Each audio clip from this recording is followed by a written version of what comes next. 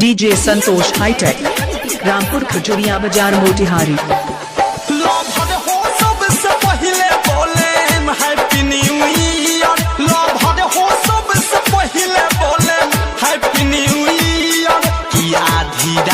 जागल रही हो कि आधी रात जागल रही हो बात बाकी लियर लवर हो सबसे पहले बोले हैप्पी न्यू ईयर। लवर हो सबसे पहले बोले हैप्पी न्यू ईयर।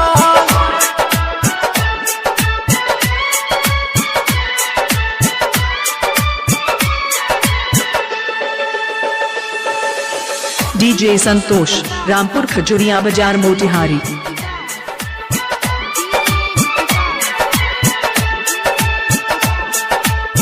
घरे तोहरा आइब करे नया साल के विश हो बदले में बेसी नाही ले हम एगो किस्सा हो।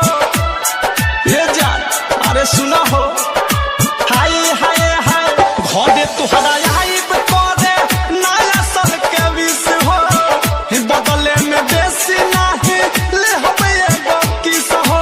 हम तोहरा तू हमारा हो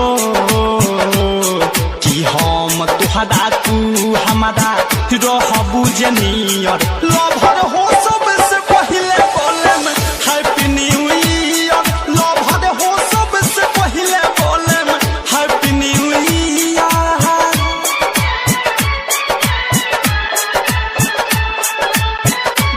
डीजे संतोष रामपुर खजुरिया बाजार मोतिहारी। तू ही मोरा जहान बादू तू ही आरामान हो रहा नया साल के तोहफा रही यह पहचान हो। सुनो ना तू ही मोरा जहान बादू तू ही आरामान हो रहा नया साल के तोहफा रही यह पहचान हो। दिलावा के लाला साबा हो दिलावा के लाला साबा ओ माय डियर। लवर हो सबसे पहले बोले हैप्पी न्यू ईयर। लवर हो सबसे पहले बोले happy new year. Mobile number 6203 77 32 40। DJ Santosh Rampur Khajuria Bazar Motihari.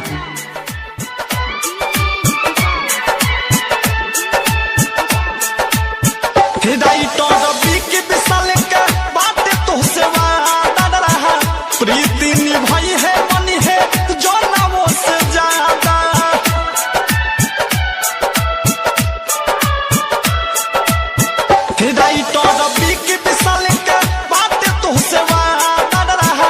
प्रीति निभाई है बनी है जन्मों से ज्यादा। अनुराग की हाय हाय हाय हाय हाय हाय की अवधे सब प्रेमी बरुए प्रीत के फिलियर। लवर हो सबसे पहले बोलबू हैप्पी न्यू ईयर। लवर हो सबसे पहले बोले हैप्पी न्यू ईयर। की आधी रात जागल रही हो कि आधी रात जागल रही हो बात बाकी लियर। लवर हो सब